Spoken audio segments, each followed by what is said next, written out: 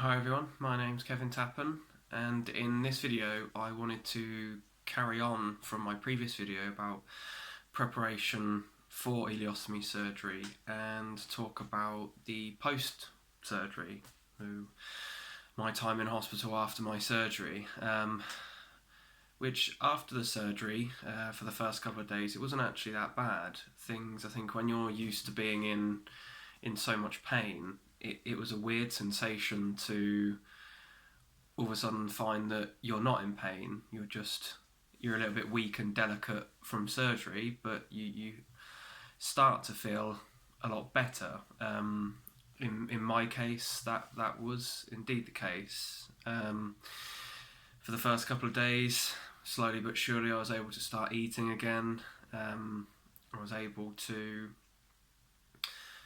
learn how to change my stoma bag. The stoma nurses came and sort of saw how I was doing. Again, sort of talked to me in more detail about the information that they provided before the surgery. It was a little bit difficult for me at the time because by that point I was still in my kind of malnourished, tired state, so I couldn't take a lot of the information in.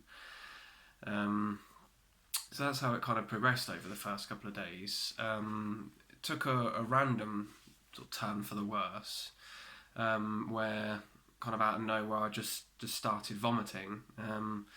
This was sort of a couple of times a day over a 3-day period while I was in hospital. Sort of spoke to the doctors that sort of come round and see you, and they put it down to maybe catching a bug while I was staying in the hospital. I guess kind of in hindsight, having known what I do now, I don't believe that to be the case. I think it could be like a culmination of the surgery where mine was keyhole surgery. I think to make it easier for them, they pump you full of gas. So maybe it was just my body processing the gas, or in other cases that I've heard, which also may be true, when your sort of stoma and your new system in theory is starting to process food again, water again, gases again, I think it could have been a case of maybe it was just too much to handle at the time and it just needed some time to kind of get itself sorted, really. So that was a nasty experience, I think, just again because of the unknown. But that did stop. Unfortunately, I was still in a bad place where I just wasn't able to eat anything still. I had no appetite at all. So during my time from sort of stopping being sick to leaving the hospital, I didn't really eat much. I was just relying on water. Flavoured Lucozade was a sort of the non-fizzy Lucozade, or any kind of energy drink with electrolytes was really good. And also with stomas, it was good to try and thicken up the output. So I was able to sort of have jelly babies and fruit pastels. They were very useful because it started to thicken up the output, and it was kind of getting sort of fats and sugars back into my body. So yeah, that was really useful. Again, it was just kind of from my frustration, or from my family's frustration. It was just a lot of this information is, I guess, common sense now when you think about it, having gone through it, or as you will when you go through it. It would just been useful because it's all, from what I hear, quite common knowledge for people to have these symptoms after surgery. I think with that information you'd kind of be in a better peace of mind and in a mental state to understand that this is normal. I know from another case is in my case, for example, where I think I had about 95% of my large intestine removed, I was still left with a rectal stump, obviously for them to leave up for me if I wanted to have reconnected surgery or J-pouch surgery.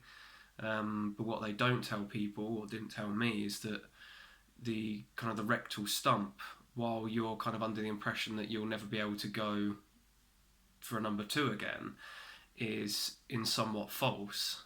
So a bit like how your mouth, when not being used, just starts building up saliva, and that's also the case with a rectal stump, and that's actually quite surprising to people. It was to me for sure. So I found the sudden urge to go to the toilet, and I'm sitting on the toilet, and all of a sudden I'm able to push things out my rectum again, and I'm thinking, isn't that strange? I was told I wouldn't be able to go to the toilet again, but again, it's a normal case where you're just pushing out the mucus that your rectal stump has built up. For me, I found it was a bit painful at the time, because obviously it's your system and your muscles getting working again, but in some kind of sick way. It was I think kind of a reminder that yes, I may not be able to properly go to the toilet again, but that urge is still there, and I'm still able to release stuff out my rectum. So it's still kind of, while something may have gone, it's still that kind of weird feeling that's there. But I've know when I've read online in forums, that's really scared people, because they've not been told that they can still produce out their rectum. So yeah, that was kind of my experience sort of post-operation. It was just a case of me relaying onto you some of the experiences that I had that are normal or common sense things when you think about them, and also common knowledge from other people that have gone through it, but it seems like the information isn't there or provided to you. So hopefully this can sort of better prepare you for that. Is this still going to be tough? It was sort of how I was feeling going through all this. It was still a traumatic experience. I'd gone from, as I say, completely healthy to just a complete wreck in the space of 5 weeks, really. You kind of lying there knowing that where does the future lie? It's a whole new experience, a whole new kind of level of pain. For it was for me. This was by far the worst thing I'd been through. So I had no idea how my recovery was going to go. Sort of being told initially that I wouldn't be allowed out of hospital until I could, one, walk up and down stairs unaided, and two, be able to change a stoma bag by myself, which was difficult. I know having a look at the stoma for the first time was always a bit, I thought I'd be okay with it at first, but I think when you get to look at it, you realise, wow, that's what my large intestine looks like. This is really happened. This is quite taken me back by it. And by that point, I was a mess, really. I knew I needed help mentally.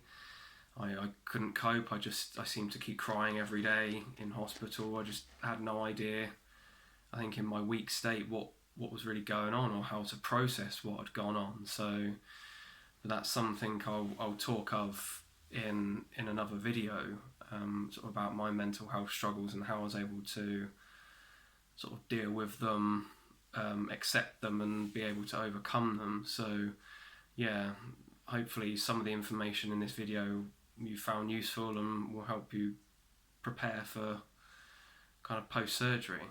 Thank you.